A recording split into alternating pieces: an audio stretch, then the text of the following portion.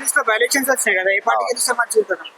ఇవాళ దేశవ్యాప్తంగా సుభిక్షంగా ఉండాలంటే దేశవ్యాప్తంగా కూడా బీజేపీ ఉండాల్సిన అవసరం ఉన్నది.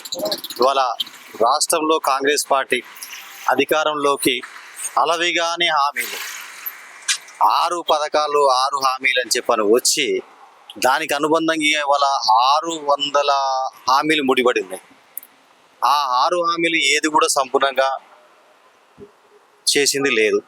ఒక్క మహిళలకు మరి ఉచిత బస్సు ప్రయాణాన్ని పెట్టి దాన్ని కూడా ఇలా వాళ్ళు కొట్టాడుకొని జుట్లు పట్టుకొని కొట్టాడుకునే పరిస్థితి వచ్చింది.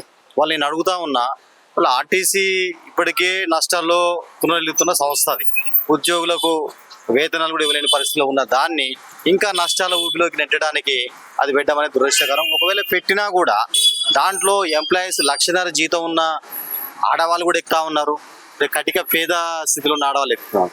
నేనేమంటున్నా అంటే ఒక పరిమితి పెట్టాల్సి ఉండే. ఆ పెట్టేటప్పుడు ప్రభుత్వాలు ఏదైనా పథకాలు పెడుతున్న క్రమంలో మంచి చెడు కూడా ఆలోచించి కొంతమంది మేధావులతో కూడా విశ్లేషించి పెడితే బాగుంటుండే. గుడ్డిగా పెట్టడం వల్ల ఏమైందంటే లక్షల జీతం ఉన్న ఎంప్లాయీస్ కూడా ఆర్టీసీ బస్సులు ఎక్కుతా ఉన్నారు. వాళ్ళకి జీతాలు ఎక్కువ ఉన్నాయి, వాళ్ళకి అవసరం లేదు ఉచిత బస్సు, వాళ్ళకి అవసరం. అది అంటే ఇది ఒక ఫర్ ఎగ్జాంపుల్ అన్నమాట ఇది. అట్లనే రైతులకు ఇస్తున్న అది ఏవి కూడా ఇవ్వలేకపోతున్నది. మళ్ళీ 500 రూపాయలు ఒక మరి మద్దతు ధర కేంద్ర ప్రభుత్వం ఇచ్చిన కూడా అమలు చేయలేకపోతున్నది. అట్లనే మరి ఆడపిల్లలకు అదే స్కూటీలు ఇస్తాను చెప్పి అది లేదు, ల్యాప్టాప్లు ఇస్తాను అది లేదు. మరి నిరుద్యోగితో ముఖ్యంగా ఇవాళ తెలంగాణ రాష్ట్రం నిరుద్యోగితో బాగా ఉన్నది. నిరుద్యోగులకి మరి ఇవాళ రోడ్లు పట్టుకొని తిరుగుతా ఉన్నారు. వాళ్ళకి ఒక 4,000 రూపాయల వేతనం ప్రతి నెల ఇస్తాం, ఉద్యోగం మీకు వచ్చేంత వరకు మీ ఖర్చులకు మీ అవసరాలకు సరిపడా ఇస్తామని చెప్పడం జరిగింది. అది కూడా లేదు, ఎలాంటి ఇలా చెప్పుకుంటూ పోతే చాలా ఉన్నాయన్నమాట. నేనేమంటే ఇవాళ జూబ్లీస్ ఎన్నిక ఒక మంచి అవకాశం తెలంగాణ రాష్ట్రంలో కానీ ఇతర జూబ్లీస్ నియోజకవర్గ పరిధిలో ఉన్న ఓటర్లకు.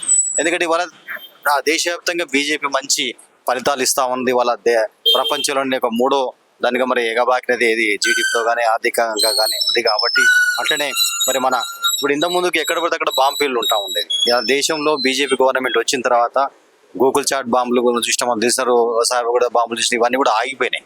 ఏమంటే ఇక్కడ ఉన్న ఓటర్లు విద్యతో ఆలోచించి భవిష్యత్తు పిల్లల గురించి ఆలోచించి ఖచ్చితంగా మరి బీజేపీ పార్టీ అభ్యర్థికి వేసుకొని గెలిపించుకుంటే లంగల దీపక్ రెడ్డి గారు వేసుకుని గెలిపించుకుంటే బాగుంటుందని చెప్పని మేము అడుగుతాం. మరి చెప్తా ఉన్నాం. మరియు ఇవాళ నవీన్ యాదవ్ గారి గురించి వస్తున్న ప్రచారం మీరు చూస్తున్నారు. కాంగ్రెస్ పార్టీ పెట్టిన అభ్యర్థి మీద ఇవాళ ప్రజలు రకరకాలుగా మాట్లాడుకుంటా ఉన్నారు. అంటే ఒక రౌడీ షీటరు అనేది స్పష్టంగా చెప్పడం. నిన్న కాంగ్రెస్ పార్టీ ఎమ్మెల్యే రాజగోపాల్ రెడ్డి మునుగోడు మరి వారు కూడా ఓపెన్ గా చెప్పడం జరిగింది. రేవంత్ రెడ్డి ఏ విధంగా ఇస్తున్నాడు మరి అర్థం కావట్లేదు సీట్లు. మరి గల్లీ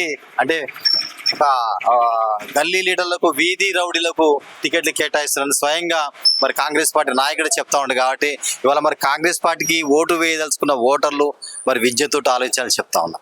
స్వయంగా వారి పార్టీ నాయకులే వాళ్ళ గురించి మరి ఇట్లా విరుద్ధంగా మాట్లాడుతూ ఉన్నారు. కాబట్టి దయచేసి ఆలోచించి ఇక బీఆర్ఎస్ పార్టీ అంటారా, దానికి 2 సార్లు అవకాశం ఇచ్చినారు, రాష్ట్రంలో 3 సార్లు. మరి ఇప్పుడన్నా కనీసం, ఎందుకంటే ఇప్పుడు రాష్ట్రంలో బీజేపీ రావాలి. ఇప్పుడు ఇక్కడ బీజేపీ గెలిస్తే రేపు రాష్ట్రంలో బీజేపీ రావడానికి ఇంకా అనుకూల ఫలితాలు ఏర్పడతాయి. ఖచ్చితంగా వచ్చేసారి ఎట్లయినా బీజేపీ పార్టీ గవర్నమెంట్ ఫామ్ చేస్తే దాంట్లో ఎలాంటి సందేహం లేదు.